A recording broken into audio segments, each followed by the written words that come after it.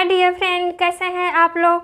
मैं रेनू यादव, मेरे YouTube channel quick revision RY51 में आप सभी लोगों का स्वागत है। तो डियर फ्रेंड, आज की क्लास में हम लोग डाइजेस्टिव सिस्टम पढ़ेंगे, यानी पाचन तंत्र। जैसा कि आप लोग हमारी पिछली क्लास में पाचन तंत्र से जुड़ी हुई कुछ चीज़ें पढ़ चुके हैं, जैसे कार्बोहाइड्रेट, प्रोटीन और सुक्रोज, ग्लूकोज, ये सब क्या होते हैं हम लोग पढ़ चुके हैं। तो इस टाइम हम लोग क्या पढ़ेंगे, डाइजेस्टिव सिस्टम, पाचन तंत्र। इसके अंतर्गत जो कुछ भी आता है हम लोग स्टेप बाय स्टेप छोटी छोटी वीडियो के अंतराल पर पढ़ेंगे। तो डियर फ्रेंड, आप लोग पूछ सकते हैं कि पाचन क्या होता है। तो पाचन क्या होता है, जो हम लोग भोजन लेते हैं डियर फ्रेंड, वो बड़े बड़े टुकड़ों में होते हैं। उनको जब पाचन की क्रिया होती है, शरीर में पाचन की आवश्यकता होती है, ऐसे डायरेक्ट तो हम लोग निगल नहीं लेते हैं, पहले उसको मुख में ले जाते हैं। उसके बाद जो हमारे टीथ होते हैं उसको छोटे छोटे टुकड़ों में जो है पीसते हैं। फिर वो इतना लुगदी जैसा हो जाता है, मतलब इतना ज़्यादा उसको पीसते हैं, उसमें लार मिलता है, तब वो जाके कहीं निगलने लायक होता है। तो डियर फ्रेंड, जो भोजन होता है उसके छोटे छोटे टुकड़ों में तोड़ करके उसमें लार मिलाने की प्रोसेस के जरिए निगलने तक की जितनी क्रियाएं होती हैं वो सब क्या होती हैं, पाचन होती हैं, यानी पाचन के अंतर्गत आती हैं। तो डियर फ्रेंड, पाचन को पढ़ने के लिए सबसे पहले किस चीज़ की आवश्यकता होगी, भोजन को हम लोग मुख तक पहुंचाएंगे। उसके बाद आप लोग पूछ सकते हैं कि अगर मुख तक पहुंचाएंगे, ऐसे ही डायरेक्ट मुख में ही तो पाचन हो नहीं जाएगा, वो तो कई स्टेप से गुजरता हुआ जाता है, तब जाके मतलब लास्ट प्रोसेस में कंप्लीट होता है। तो यहाँ पर डियर फ्रेंड, पाचन की जो होती हैं अवस्थाएं, चरण कितने होते हैं, 5 चरण, जिसमें अंतर्ग्रहण एक होता है, यानी जो भोजन को मुख तक ले जाते हैं उस मुंह में पहुंचाने की क्रिया जो होती है उसको अंतर्ग्रहण बोलते हैं। फिर पाचन, अवशोषण, स्वांगीकरण और बहिक्षेपण, यानी जो लास्ट प्रोसेस होती है क्या होती है पाचन की, बहिक्षेपण। तो हम लोग अंतर्ग्रहण को क्या बोलते हैं, इंजेशन। और पाचन को क्या बोलते हैं, डाइजेशन।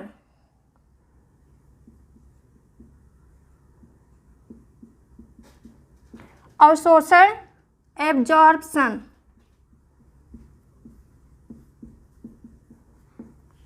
और स्वांगीकरण एक प्रोसेस होती है डियर फ्रेंड, इसको क्या बोलते हैं, एसिमिलेशन।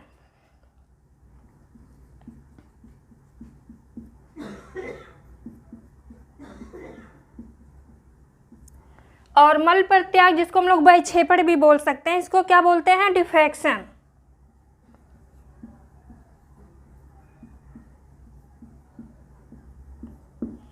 तो डियर फ्रेंड, इतना सब कुछ आप लोग समझ लिए, लेकिन यहाँ से एक क्वेश्चन बनता है कि पाचन कैसी क्रिया है। यहाँ से सबसे इम्पोर्टेंट क्वेश्चन ये बनता है कि पाचन कैसी क्रिया है। तो पाचन डियर फ्रेंड एक जैव भौतिक रासायनिक क्रिया है, जैव भौतिक रासायनिक क्रिया। तो आप लोग पूछ सकते हैं कि ये जैव भौतिक रासायनिक क्रिया कैसे हुई। तो डियर फ्रेंड, चलिए इसको हम लोग समझते हैं। जैव, यहाँ पर डियर फ्रेंड देखिए जैव लिखा है ना, जैव का मतलब होगा यहाँ जीव। जीव को हम इंग्लिश में क्या बोलते हैं, बायो। और भौतिक को क्या बोलते हैं, फिजिकल। भौतिक को फिजिक्स बोलते हैं, लेकिन डियर फ्रेंड ये क्रिया है तो वहाँ से फिजिकल बनेगा। और रासायनिक को क्या बोलेंगे, रासायनिक विज्ञान जैसे होता है, यानी केमिस्ट्री होती है, तो वहाँ से क्या बन के आएगा, क्रिया है तो वहाँ केमिकल लग जाएगा, तो क्या होगा, केमिकल। और प्रोसेस तो हो ही गया, क्रिया। तो डियर फ्रेंड, आप लोग इसको आसानी से समझ सकते हैं कि ये जैव भौतिक रासायनिक क्रिया कैसे हुई। आप लोग ऐसे समझिए कि हम लोगों की बॉडी क्या, हम लोग एक तरह के जीव हैं ना, तो जब उसको भोजन को शरीर के अंदर ले जाएंगे, यानी ह्यूमन बॉडी के अंदर किसी भी जीव के अंदर भोजन जाएगा तो जीव है, तो जीव के अंदर गया तो जैव क्रिया हो गई। लेकिन डियर फ्रेंड वो भौतिक क्रिया कैसे हुई आप लोग पूछ सकते हैं। लेकिन जानते आप लोग डियर फ्रेंड, जब हम लोग भोजन को मुख में ले जाते हैं तो वहाँ पर जो हमारे टीथ होते हैं, टीथ वो क्या करते हैं, भोजन को पीसने का काम करते हैं, यानी उसको छोटे छोटे टुकड़ों में क्या करते हैं, तोड़ते हैं। तो डियर फ्रेंड ये क्या हो गई, एक तरह की भौतिक क्रिया हो गई। और आप लोग जानते हैं कि भौतिक क्रिया क्या होती हैं।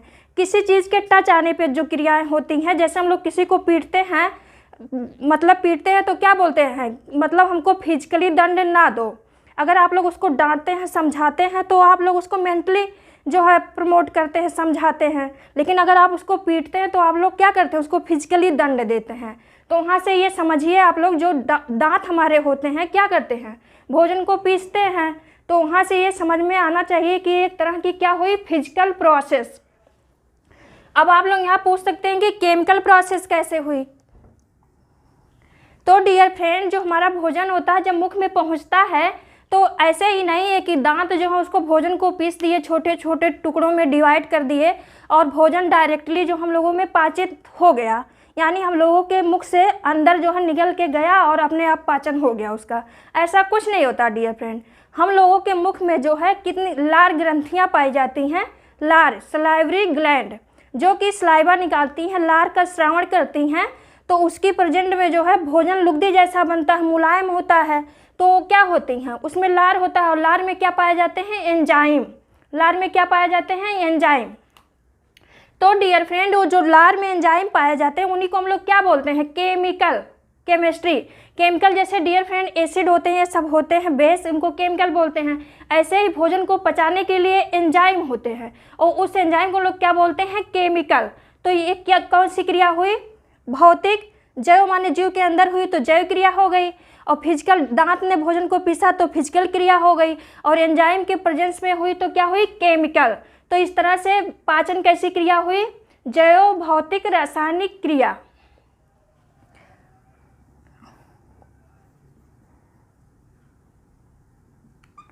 डियर फ्रेंड, आप लोग यहाँ ये भी पूछ सकते हैं कि लार में कौन कौन से एंजाइम मुख्यतः पाए जाते हैं। तो उसमें लाइसो एंजाइम और कौन सा एंजाइम, टाइलिन एंजाइम।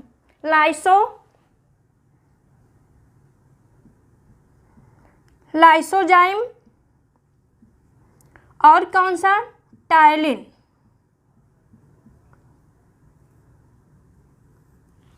तो डियर फ्रेंड, ये लाइसो एंजाइम होता है, क्या करता है, जब हम लोग भोजन को लेते हैं, अंदर ले जाते हैं मुख में, तो आप लोग जानते हैं कि इस इन्वायरमेंट में हम लोग भले ही बैक्टीरिया, वायरस इत्यादि को अपनी नग्न आँखों से नहीं देख पा रहे हैं, लेकिन इतनी ज़्यादा बैक्टीरिया, वायरस सब यहाँ इन्वायरमेंट में फैले हुए हैं।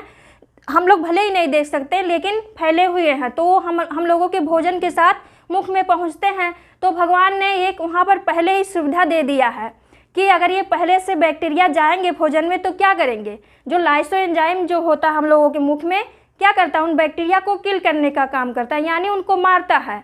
और टाइलिन जो होती हैं ये तो पाचन कराती हैं, किसका पाचन, स्टार्च मंड का, जिसको हम लोग मंड बोलते हैं। तो डियर फ्रेंड, इसको डिटेल में हम लोग कब पढ़ेंगे, जब हम लोग क्या पढ़ेंगे, सलाइवरी ग्लैंड्स, यानी क्या पढ़ेंगे, लार ग्रंथियाँ, वहाँ पर हम लोग डिटेल से पढ़ेंगे। अभी इसको नहीं पढ़ेंगे, इतना ही समझिए। अब चलिए फ्रेंड, यहाँ पर आप लोगों ने अंतर्ग्रहण और पाचन प्रोसेस को पढ़ लिया, लेकिन यहाँ पे एक कंप्लीट नहीं होता है। अभी लार ग्रंथियों को पढ़ना होगा, डेंटल फार्मूला पढ़ना होगा, टीथ को, उसके बाद हम लोग कहाँ पहुँचेंगे, अवशोषण पे, अभी उसको ख़त्म करने के बाद। तो डियर फ्रेंड, अब हम लोग टीथ को पढ़ते हैं। हमारे जो टीथ होते हैं इसकी क्या क्या विशेषताएँ होती हैं, यहाँ से भी एग्जाम में क्वेश्चन बनता है। तो डियर फ्रेंड, जो हम लोगों का टीथ होता है, दांत होता है, इसकी विशेषताएं हैं डियर फ्रेंड, 4 तरह की विशेषताएं होती हैं, एग्जाम में आता है। क्योंकि और जो एनिमल होते हैं, जीव होते हैं, सभी के एक जैसे नहीं होते हैं। जब कहीं कोई चीज़ एक जैसी नहीं होती तो वही क्वेश्चन तैयार कर देती है। जब सब कुछ सेम होगा तो वहाँ से क्वेश्चन बनने की कोई बात ही नहीं है। जब कोई डिफरेंट चीज़ आती है तो वहीं से क्वेश्चन बनते हैं। तो यहाँ पे जो हम लोगों का टीथ हुआ डियर फ्रेंड, एक बार दंती, इसकी विशेषता है एक बार दंती, द्विबार दंती, विषम दंती और गर्त दंती। इसको आप लोग समझिए कि कैसे होता है।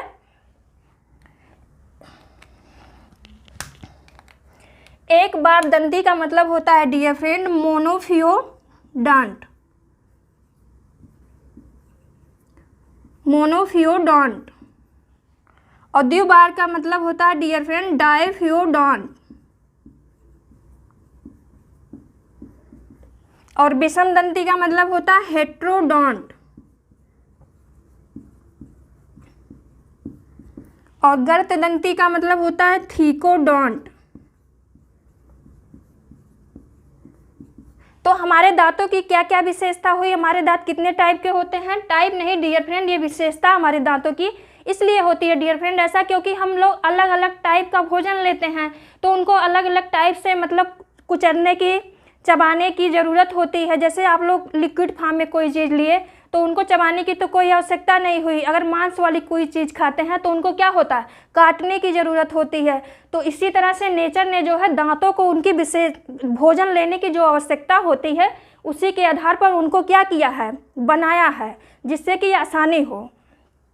तो ये मोनोफियोडोंट का मतलब होता है डियर फ्रेंड कि हमारे दांत जो होते हैं, कुछ दांत ऐसे होते हैं जो कि क्या होते हैं, केवल एक बार निकलते हैं, एक बार निकलते हैं, पूरी ज़िंदगी में केवल एक बार निकलते हैं, जिसको हम लोग क्या बोलते हैं, मोनोफियोडोंट, एक बार दंती। इनको हम लोग क्या बोल सकते हैं, परमानेंट टीथ भी बोल सकते हैं।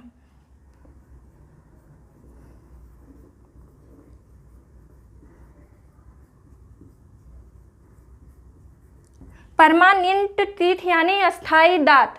और द्विबार दंती डियर फ्रेंड जैसे हमारे कुछ दांत होते हैं जो कि मिल्क टीथ होते हैं, यानी एक बार निकलते हैं और फिर टूट जाते हैं, उसके बाद फिर से निकलते हैं, यानी हमारी लाइफ में 2 बार निकलते हैं। इसी का मतलब ये हुआ कि हमारे दांतों की विशेषता क्या हुई, डाइफियोडोंट, द्विबार दंती। इनको क्या बोल सकते हैं डियर फ्रेंड, हम लोग मिल्क टीथ भी बोल सकते हैं।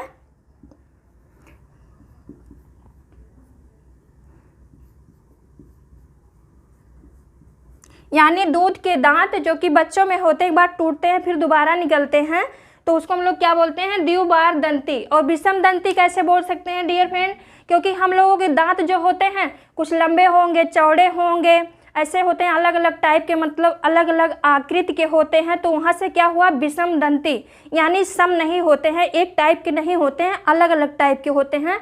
तो वहाँ से आप लोगों को समझना चाहिए कि हम लोगों की दांत की विशेषता है विषम दंती। और गर्तदंती कैसे हुआ डियर फ्रेंड, जो हम लोगों के टीथ होते हैं क्या होते हैं, हम लोगों के मसूड़े में गहराई में धसे होते हैं, यानी गर्त में, गहराई में गर्त में धसे होते हैं। तो वहाँ से ये निकल के आता है कि हमारे दांत जो होते हैं कैसे होते हैं, गर्तदंती। तो इतना आप लोग समझ चुके होंगे डियर फ्रेंड। और ये मिल्क टीथ होते हैं जो डियर फ्रेंड ये 20 होते हैं।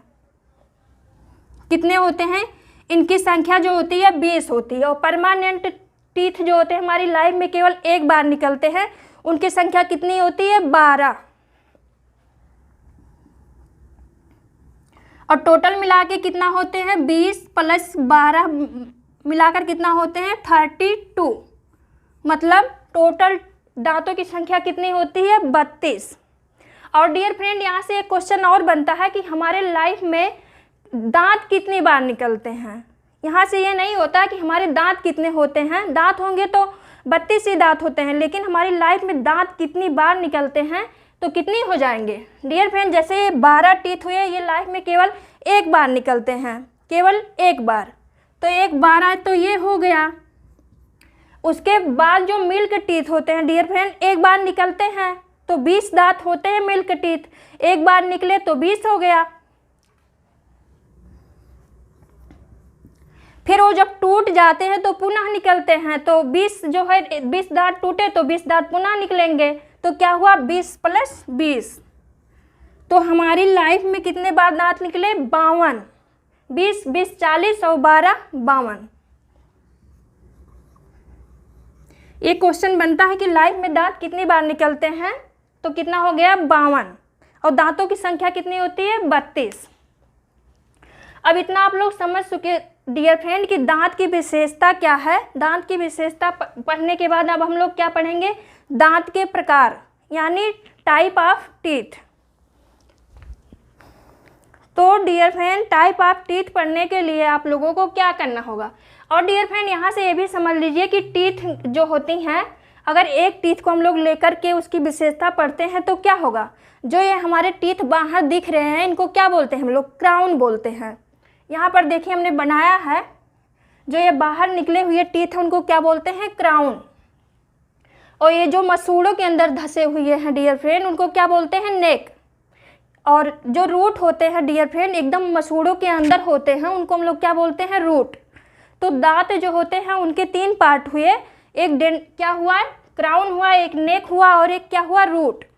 इसके अलावा डियर फ्रेंड यहाँ से एक क्वेश्चन और बनता है कि मानव शरीर का जो सबसे मजबूत हिस्सा होता है क्या होता है, तो क्या होता है, enamel. Enamel dear friend, enamel जो होता है क्या होता है, ये जो हमारे दांत बाहर दिख रहे हैं इसका जो सबसे बाहरी लेयर होता है वो क्या होता है, इनेमल, और सबसे मजबूत होता है। यहाँ से एक क्वेश्चन आता है कि इनेमल जो है सबसे मजबूत पार्ट क्या हुआ शरीर का, तो इनेमल हुआ। लेकिन यहाँ से एक क्वेश्चन ये भी बनता है, अगर सबसे मजबूत हड्डी पूछता है डियर फ्रेंड तो वो क्या होती है, जबड़े की हड्डी। जबड़े की हड्डी, अगर हड्डी पूछता है तो जबड़े की हड्डी, लेकिन केवल मजबूत हिस्सा पूछता है तो वो क्या होता है, इनेमल। अब इतना सब कुछ आप लोग पढ़ लिए फ्रेंड। अब हम लोग पढ़ते हैं कि दांत के प्रकार, दांत कितने प्रकार के होते हैं। तो दांत कितने प्रकार के होते हैं, हमारे जो दांत होते हैं डियर फ्रेंड, ये तो दांतों की विशेषता थी। अब दांत के हम लोग प्रकार पढ़ेंगे। तो हमारे दांत जो होते हैं डियर फ्रेंड 4 प्रकार के होते हैं। और डियर फ्रेंड आप लोग पहले ये समझिए कि दांत जो होते हैं हमारे 2 जबड़े होते हैं, एक ऊपरी जबड़ा और एक नीचे वाला जबड़ा। तो डियर फ्रेंड ये जो हमारे जबड़े हैं, पहला एक को लेके आप लोग समझिए, केवल एक जबड़ा लेके समझिए। तो ये 2 पार्ट में 2 बराबर हिस्सों में बटा होता है। यानी ये पहला ऊपरी हिस्सा हुआ और निचला हिस्सा हुआ। अगर आप लोग ऊपरी हिस्से को पढ़ते हैं तो इसके 2 पार्ट हुए, यहाँ से ऐसे आधा आधा हिस्से में बराबर हिस्सों में बटा होता है। तो इसी के हिसाब से डियर फ्रेंड डेंटल फार्मूला बनाया गया है, जिसको हम लोग क्या बोलते हैं, दंत सूत्र, डेंटल फार्मूला। तो आप लोग पहले पढ़िए कि दांत के प्रकार जो हुए कौन कौन से हुए, इंसीजर, कैनाइन, प्रीमोलर और मोलर। इसको क्या क्या बोलते हैं, कृंतक, रदनक, अग्रचवर्णक और चवर्णक। इंसीजर, कैनाइन, प्रीमोलर और मोलर। आइए हम लोग यहाँ से समझते हैं। देखिए यहाँ पर इंसीजर है, फिर कैनाइन है, प्रीमोलर है और मोलर है। डियर फ्रेंड इंसीजर को हम लोग आई से लिखते हैं और कैनाइन को सी से लिखते हैं, प्रीमोलर को पीएम और मोलर को यम से। इसी के आधार पर डियर फ्रेंड जबड़े के एक हिस्से को लेकर, मतलब एक जबड़े के आधे हिस्से को लेकर के, और ये जो संकेत है टीथ का, इसी के आधार पर क्या बनाया गया, डेंटल फार्मूला, दंत सूत्र। तो चलिए हम लोग दंत सूत्र समझ लेते हैं, डेंटल फार्मूला। तो डियर फ्रेंड जो वयस्क होते हैं, जैसे हम लोग होते हैं, तो हम लोगों का डेंटल फार्मूला क्या होता है, 2123 बटे 2123। बटे क्यों बोल रहे हैं डियर फ्रेंड, बटे का मतलब बटा नहीं होता, भाग नहीं होता है। यहाँ बटे का मतलब ये हुआ कि ऊपरी जबड़ा और निचला जबड़ा, ऊपरी जबड़ा और निचला जबड़ा। तो डियर फ्रेंड यहाँ से आप लोग समझिए जो वयस्क का क्या हुआ डेंटल फार्मूला, 2123। लेकिन डियर फ्रेंड आप लोग ये यहाँ कंफ्यूज मत होइएगा, ये पूरे एक जबड़े का डेंटल फार्मूला नहीं लिखा है। ये जो पूरा एक जबड़ा है इसका आधा हिस्सा आधे आधे भाग में बटे होते हैं। आधे में जितने दांत हैं उतने ही दांत इधर आधे में हैं। तो यहाँ से आप लोग समझिए।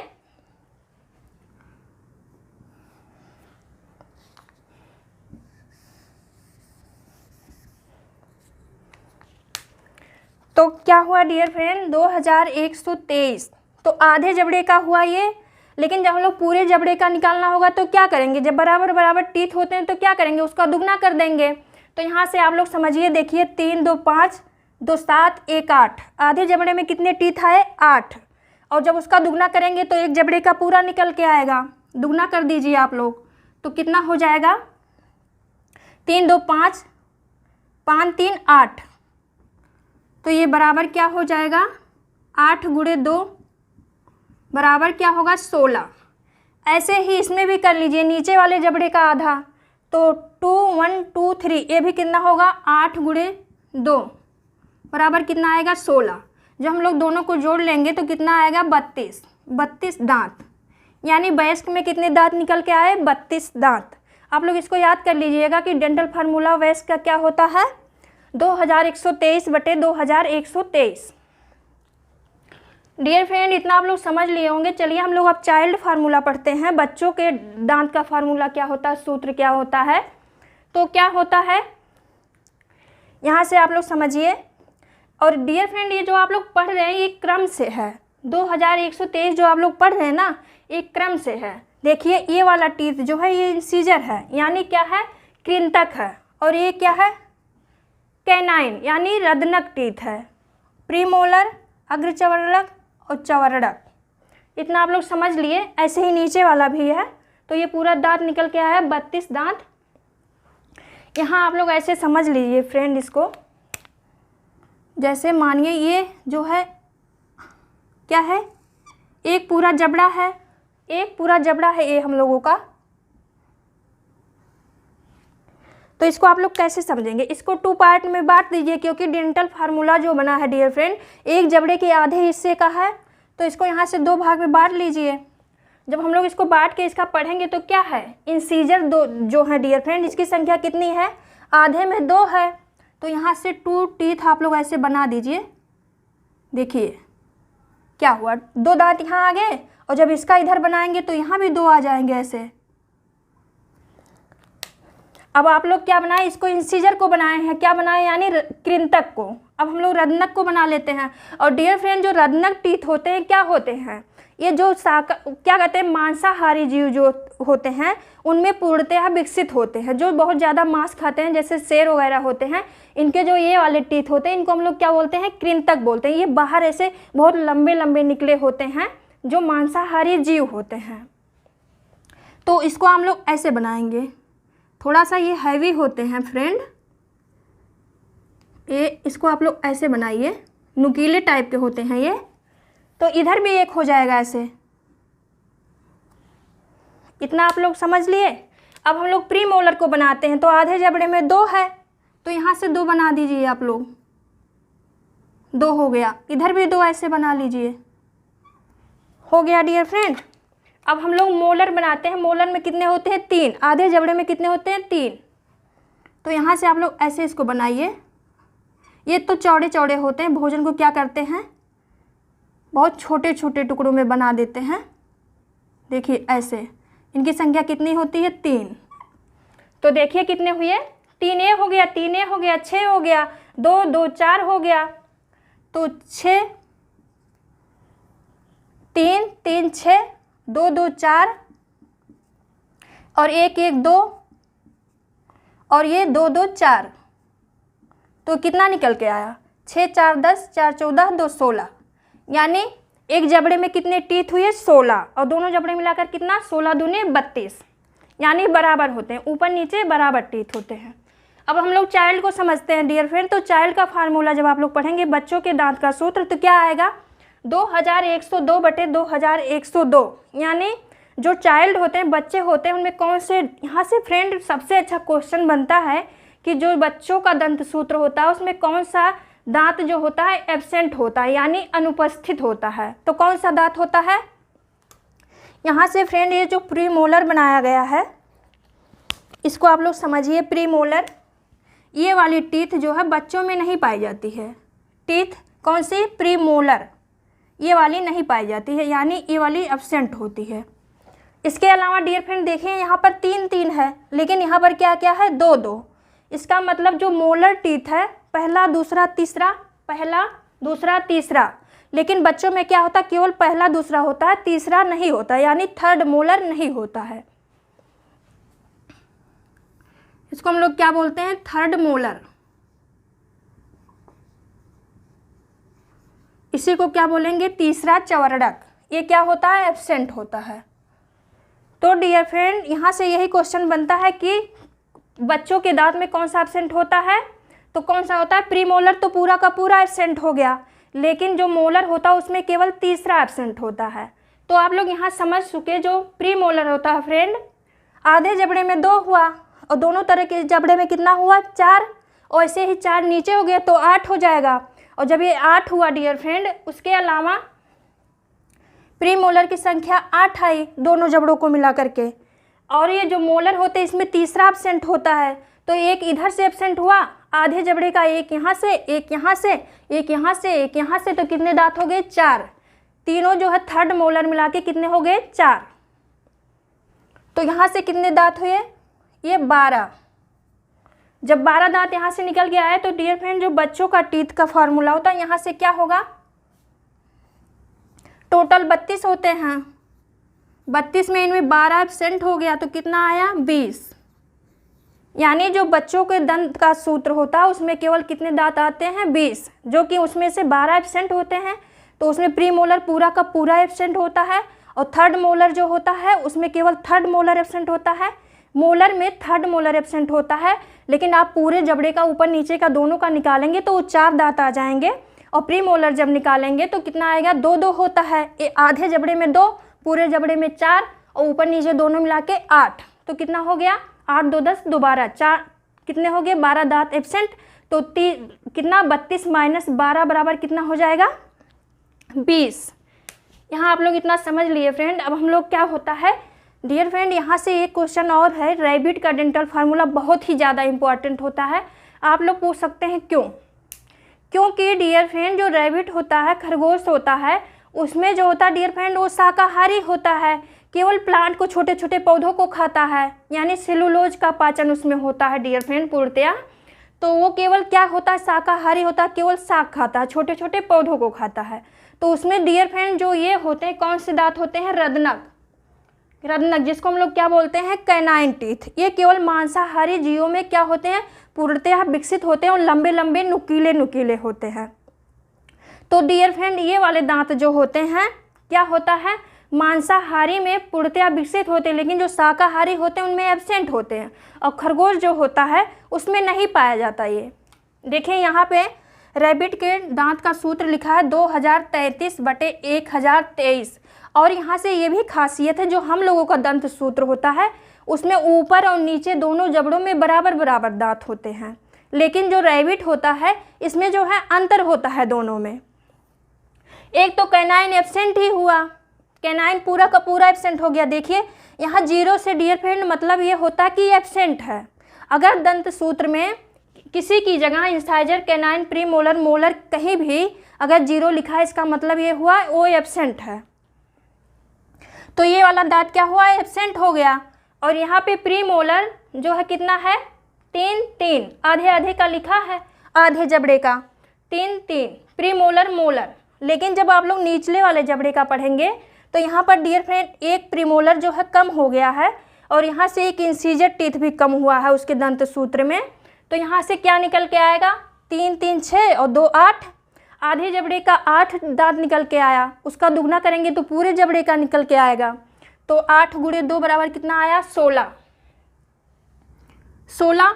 अब निचले वाले जबड़े का जब निकालेंगे तो कितना आया, ये 3 2 5 और 1 6 दांत आधे जबड़े का है। पूरे का जब निकालेंगे तो कितना आएगा, 6 का दुगना करेंगे तो 12 आ जाएगा।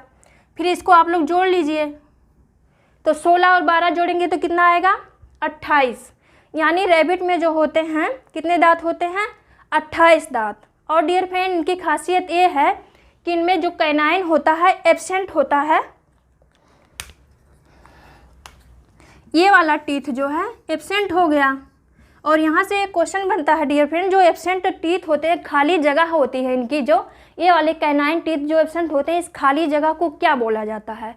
रैबिट में जो टीथ एब्सेंट होता है उस खाली जगह को क्या बोला जाता है, तो क्या बोला जाता है डायस्टेमा।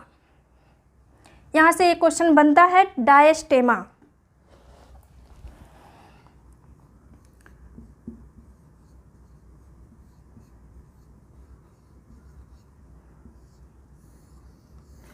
फिर इसके अलावा फ्रेंड एक क्वेश्चन और एग्जाम में पूछा जाता है, जो एलिफेंट होती हैं, हाथी होती हैं डियर फ्रेंड, आप लोग देखते हैं कि उनके 2 दांत जो होते हैं ऐसे क्या होता है, खूब लंबे लंबे ऐसे निकले रहते हैं ना, अच्छे भी लगते हैं, लेकिन उनका काम कुछ भी नहीं होता है, वो केवल शोबाजी में होते हैं। मतलब वो हाथी जो है जब वो बाहर निकला हुआ, आप लोग सोच सकते हैं जब वो दांत बाहर निकला हो तो हाथी तो उससे कुछ चबा खा पाएगी नहीं, तो क्या हुआ, एक तरह से शोबाजी ही हुआ, लेकिन अच्छे लगते हैं। तो वो कौन से दांत होते हैं डियर फ्रेंड, आप लोग वहाँ पे कंफ्यूज मत होइएगा फ्रेंड कि वो नुकीले नुकीले होते हैं और बाहर होते हैं, क्योंकि आप लोग यहाँ पढ़ चुके हैं जो नुकीले वाले दांत होते हैं उनको हम लोग क्या बोलते हैं कैनाइन टीथ, कैनाइन टीथ, रदनक दांत। लेकिन उसके जो दांत होते हैं डियर फ्रेंड बाहर निकले होते हैं उसको हम लोग कैनाइन नहीं बोलते हैं, उसको हम लोग इंसीजर बोलते हैं। इंसीजर यानी कृंतक। हाथी के जो बाहर निकले हुए दांत होते हैं उसको क्या बोलते हैं? कृंतक।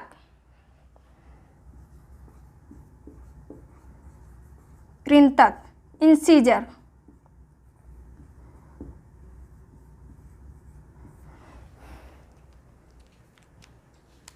तो फ्रेंड्स इतना आप लोग अच्छे से समझ पाए होंगे। इसके अलावा टीथ से तो बहुत सारे क्वेश्चन बनते हैं फ्रेंड, लेकिन ये जो है क्या है, बहुत ही ज़्यादा इम्पॉर्टेंट है।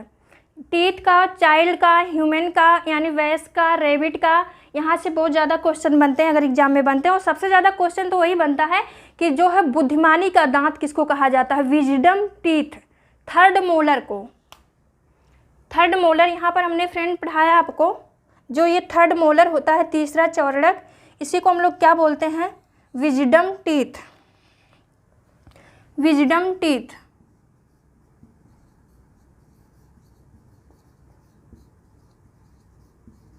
यानी बुद्धिमानी का दांत, इसी को अक्ल दांत भी कहते हैं। अक्ल दांत।